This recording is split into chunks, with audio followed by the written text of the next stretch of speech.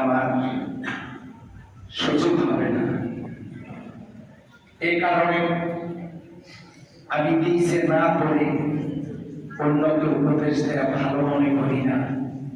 কারণ আল্লাহ বলেছেন, ইয়া আইয়ুহাল্লাযীনা আমানু লিমা তাকুলুনা মা লা তাফআলুন, কেন তুমি ওই কথা বলো যা তুমি নিজেই করো না। আমি নিজে আমল না করে অন্যকে উপদেশ দেওয়া ভালো মনে করি না। তবে আমি আপনাদেরকে অনুরোধ করতে পারি। কি অনুরোধ? ইতিকাফের যে মর্যাদা, এই মর্যাদা হাতে গণে শেষ করা যাবে না। বলেন সুবহানাল্লাহ। আল্লাহ জীবনে এত দিন দিলেন হায়াত, এই 10টা দিন আমরা কি কাজ করার চেষ্টা করলে করতে পারি না? বাড়ি থেকে মশারি নেবেন,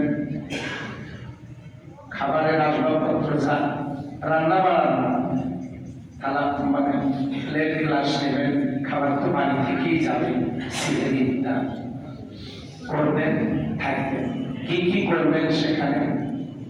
সালাত আদায় করবেন, তাসবিহ তাহলিল করবেন, নামাজ পড়বেন জামাতের সাথে, কোরআন তেলাওয়াত করবেন, অর্থ সহ কোরআন বুঝে পড়বেন, জিকির আজকার করবেন।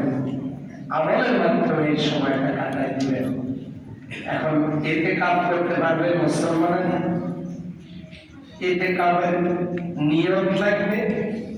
এরপরে এতে কাজ করতে পারবে তারা যারা মালিক, জ্ঞানবান, শিশুর কোনো এতে কাজ থাকে।